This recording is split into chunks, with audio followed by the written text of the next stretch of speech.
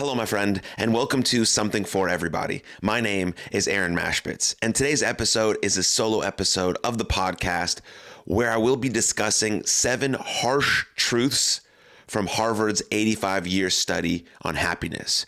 Now, if you're a frequent listener to this podcast, you know that I've referenced this study many times, so I'm happy to finally be diving deeper into it with some harsh truths that you need to know that came out of this study. Now, if you're a brand new listener, this is your first episode. Awesome. Thank you for joining us. This is going to be a fantastic episode as we're going to break down Harvard's 85-year study on happiness. Now, the two main buckets, the two main findings from this 85-year study were health and relationships. But there are some other really important truths that came out of this fantastic study that we're going to dive into right now on this episode. So here we go.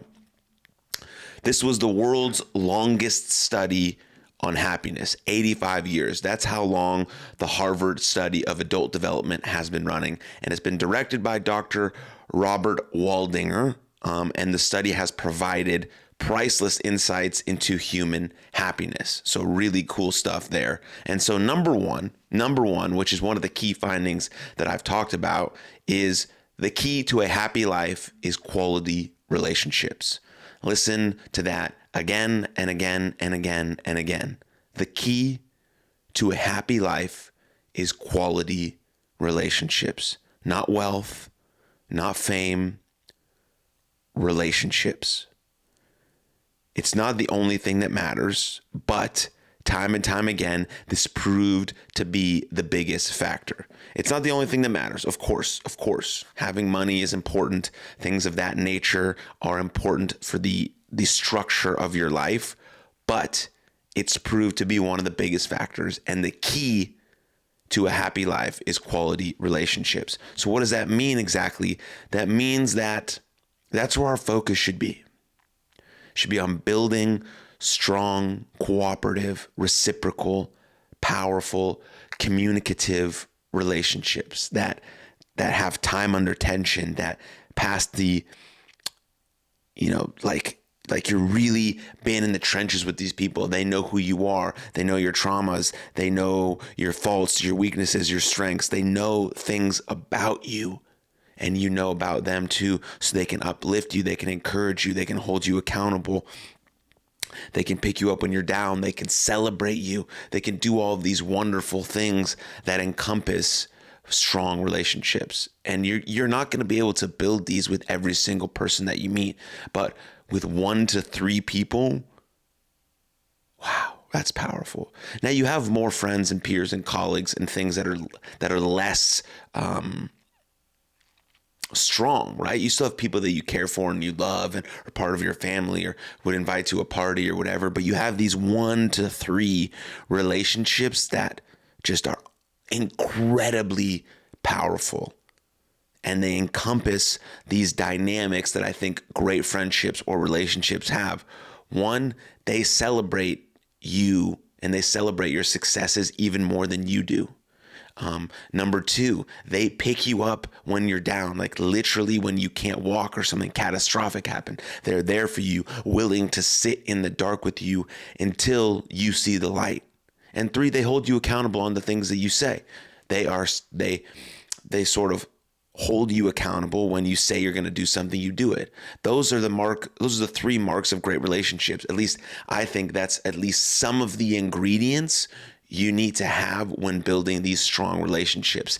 And if the key to a happy life or key to the good life, quote unquote, is relationships, we need to put our effort into those because relationships take time, they take effort, they take deliberate practice, they take patience, they take perseverance, they take all of these things. Just like having anything great in this life, anything great takes attitude and effort and time and work. And we have to put those into our relationships if we want to live the quote unquote good life.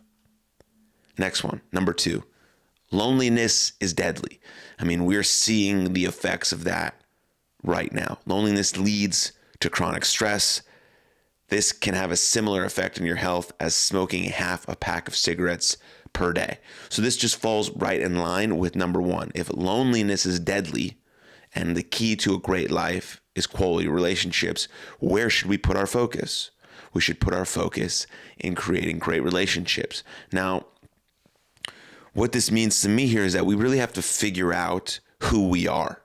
Because if we don't know who we are, we're going to be entering relationships in a non-authentic, non-genuine way. And then we're going to have to perform for those people to hold up with this mask or facade that we're trying to pretend to be, because we're trying to fit in. We want to have a sense of belonging. We're trying to make friends. We're trying to put ourselves out there, but we haven't done the lonely work, the inner work to figure out who we are, our core values, our first principles, our personal philosophies, things we want and need. What can we give?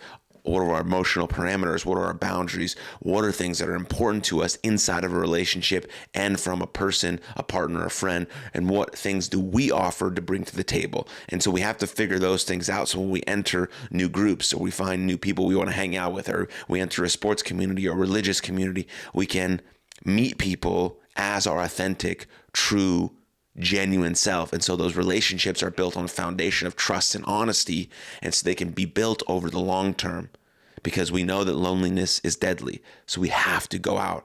We have to go out. I know it's hard. There's going to be rejection. There's going to be heartbreak. There's going to be people that treat you poorly or try to manipulate you or take advantage of you. These things are all true. Yes, and they probably will happen to you. That doesn't mean that we can't stop trying. We have to keep moving forward, because that next person could be the best friend that changes your life. That next person could be the partner that changes how you view love and you love for the rest of your time.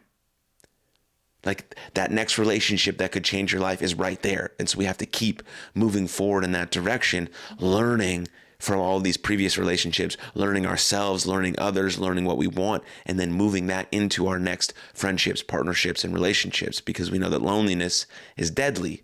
And the way we combat that is building high quality, powerful relationships.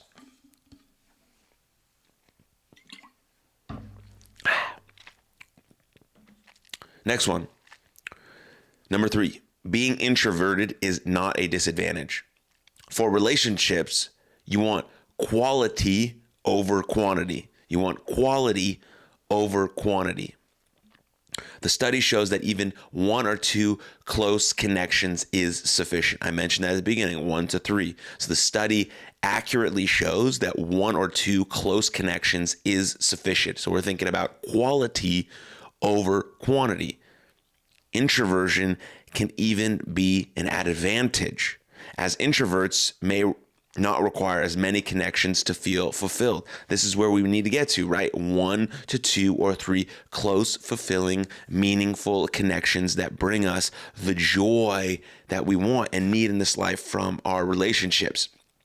So it's always going to be about quality over quantity. It's always going to be about quality over quantity. So think of that when you're entering these new environments, or you're in the dating market, or you're looking for new friends, or you're trying to make new friends, even as an adult or a young person, whatever the case may be. All of these findings hold up for people, in many different age groups, because relationships matter no matter the age you're at. And so they have to be a focus for us throughout our whole lives, because that's how we live the good life, and we're trying to live the good life.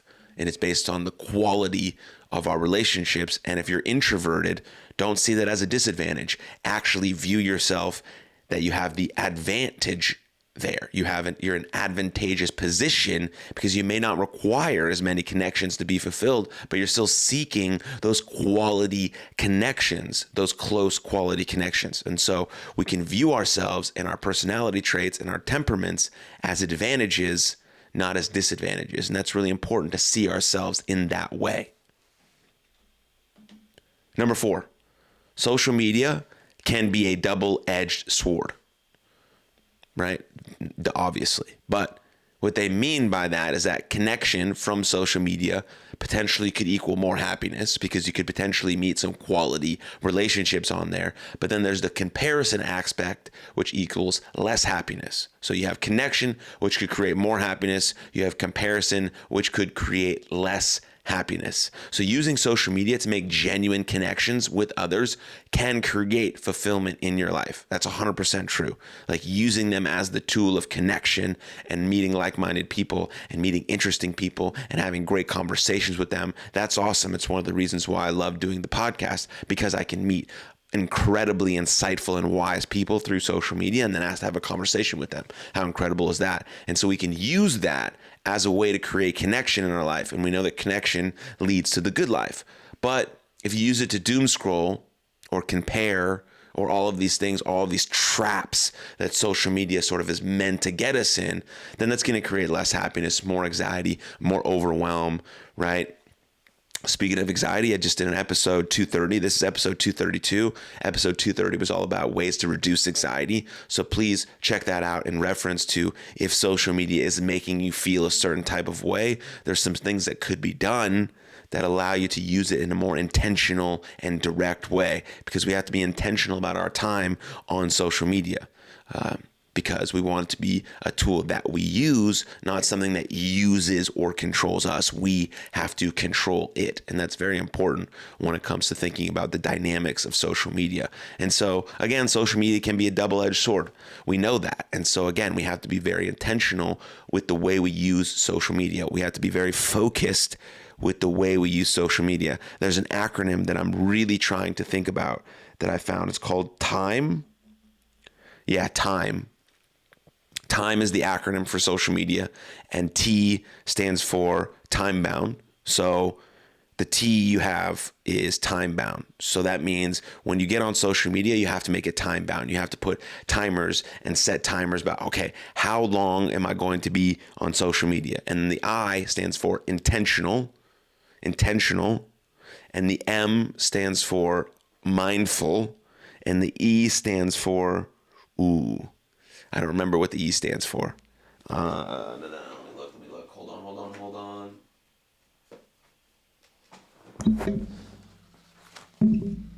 Enriching. Got it.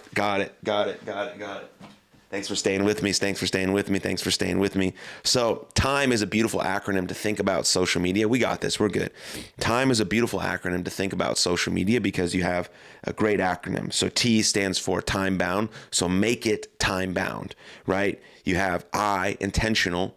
Be intentional about your time on social media. What's your goal? What's your plan? What are you trying to do? M, be mindful. Is it making you feel good? Is it making you feel bad? Because we know the number one way to improve our life is to stop doing things that make us feel like shit. So spending too much time on social media makes us feel bad. We have to be mindful of that and try to make some adequate choices and decisions that could alleviate that stress or anxiety based on the social media. Because we know we want to try to make connections, powerful connections on social media with people who may be into the same things that we are. But we have to be mindful about our time, what we're seeing, what we're looking at, how we're comparing ourselves, and things of that nature. And then the E is enriching. Is it enriching your life? Is it making it better? Are you reading amazing news stories? Are you finding great documentaries to watch? Are you reading interesting threads about topics that you care about? Are you finding new podcasts? Or are you just scrolling and not really doing anything intentionally or mindfully? So TIME is a great acronym to think about when we're diving into social media. It's time bound, it's intentional, it's mindful, and it's enriching. I'm glad I found that, and I'm glad I thought about that. I should have wrote that down before I did this episode, but I usually just look at the things that I'm trying to do and then go a stream of consciousness so it's as natural and as organic for you guys as possible. That's why I mess up. That's why I stumble, but I think that's the most genuine way that I can do it, and the most genuine way I can do it is the way I want to do it. So appreciate you coming along with the journey. Appreciate you very, very much. So let's go to the next one, which is number 5. Purpose over payment. Number 5. Purpose is powerful. Purpose is powerful. People who have purpose in their work experience greater life satisfaction and happiness, whether it's paid or unpaid. If your career doesn't provide these feelings, try volunteering for a cause you're passionate about, because being in service of others is always a good thing. So we want to try and find our purpose. I would reference you to episode 218, where I talk about target and goal setting, but I also specifically talk about building your massive transformative purpose and what types of questions can you ask to drill down very, very, very specifically into what do I want? And what is my purpose and how can I get there? What are the steps that I can do to take there? How can I build my value system, my first principles, and my personal philosophy in relationship to my massive transformative purpose? And then how can I go about creating the little micro steps to get me there throughout my lifetime? And so again, refer to episode 218 for that, because we know that purpose is extremely powerful in living the good life, again, whether paid or unpaid. So if you have a job that you know you need to pay the bills to provide for your family, find time outside of that to be of service or volunteer in the purpose-driven domain, whatever it may be. Find that. Your life needs it, because your life needs that fulfillment and joy. And you could potentially bring other people that you love into that fold with you. So you're not only doing a purpose-driven activity, but you're also deepening those relationships and showing the people that you love what you love. And that builds things together, because that's part of building relationships, is showing the people the thing that you love it. Or if it's something that you want to do alone, to create alone time, to create serenity, to create peace, that's also a good idea. There's many options here in terms of doing the activity that you find very purposeful. But the main thing is find that activity. Find what your purpose is as a volunteer, as a service, as a job, as a hobby, as a profession. It doesn't matter what it is, but be able to do that in service of yourself and in service of others. Very important, very powerful. A couple more here. Number 6, this is the one I've talked about a lot in relation. I've talked about 2 findings from the study over and over and over and over and over on this podcast. So I'm glad I'm finally breaking down the full study. But I've talked about taking care of your health and building great relationships. So the 6th finding on this thing is taking care of your health is crucial. We all know that. Taking care of your health is crucial. A healthy man wants 1,000 things. A sick man wants only one. Unsurprisingly, very unsurprisingly, the people in good health reported much higher levels of self-satisfaction or life satisfaction. Unsurprisingly, the people in good health reported much higher levels of life satisfaction. What are the 4 fundamentals? The 4 fundamentals of being a human being: eating well, moving well, sleeping well, and thinking well. We have to focus on those 4 things. That's how we take care of our health. We eat, we move, we sleep, we think well, as best as we can, day in, day out, because it's an ever-evolving process for us to take care of ourselves and our health. And we have to focus on it each and every day. What are the little things that I can do each and every day to help me eat well, move well, sleep well, and think well? Because taking care of our health is crucial, it's critical, and it's very, extremely, oh my God, so important for the satisfaction and the enjoyment of your life. And so start to drill down a little bit on eating, moving, sleeping, and thinking. And what are little actions, what are tiny habits that you can potentially take each and every day that allow you to build this foundation of health, that allow you to build your mental fitness toolkit, your physical fitness toolkit, your thinking well toolkit, and allow you to focus deeply on your sleep patterns and how you can get more higher quality sleep each and every night and make these health habits a non-negotiable for who you are and your day-to-day activities. So we're drilling down, we're 100% focusing on eating well, moving well, sleeping well, and thinking well. And if you want to learn how to delete and install habits, or really want to learn behavior change, refer to episode 220, where I do a masterclass on behavior change, which will allow you to give you the fundamentals, the foundational tools, and the foundational knowledge for installing and deleting these life-changing habits specifically related to our health, because we know that taking care of our health is crucial. Start now, start now, start now.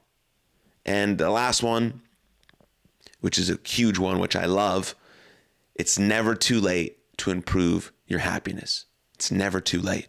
50s, 60s, 70s, 80s, 20s. Doesn't matter. It doesn't matter. Many individuals reported overhauling their happiness later in life after taking conscious action to improve it. Think it's too late to be happy? think again. It's never too late to improve your happiness. It's never too late to improve your relationships. It's never too late to start focusing on your health. It's never too late to do either of those things, because if you're still alive, if you're still breathing, that means you're still here to enjoy life. And so it might as well, no matter the age, no matter where you're at, no matter how many things you've gone through, you're still here. That's amazing. You're still here. That's fucking awesome. Take advantage of that time left. Value what you have while you have it. But focus on those relationships, the quality of them, the connections of them. Focus on your health. Move your body. Eat well. Sleep well. Think well. Those two levers, those two rocks are the biggest rocks you got to get into the container, and then you just continue improving upon those. It's an ever-ending, evolving process forever. And that's what brings us the good life. And so you lay your head down for the very, very last time before you take your final breath. And you're like, yeah, that was awesome. I gave everything I had to that life. I gave my full effort. I loved hard. That was awesome. What a great life. And then you go. That's how we want to end our time here. And a couple of ways that we do that is that we go out and we create the absolute best relationships and the best connections that we can. And we go out and we focus solely on our health, on eating well, on moving well, on sleeping well, and on thinking well. And if we learn anything from the study on happiness, this 85-year study on happiness, it's those two things. That if you want to live the good life, you must focus on the quality of your relationships, and you must focus on your health. Those two things will absolutely change the fabric and the texture of your life, and it's extremely important. And I urge you to start now. Thank you, and I'll see you next time. Cheers. If you enjoyed that episode, please click here for another full-length episode of the podcast. And please don't forget to subscribe.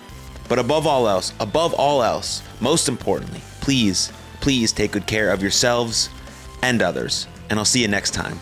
Lots of love. Cheers.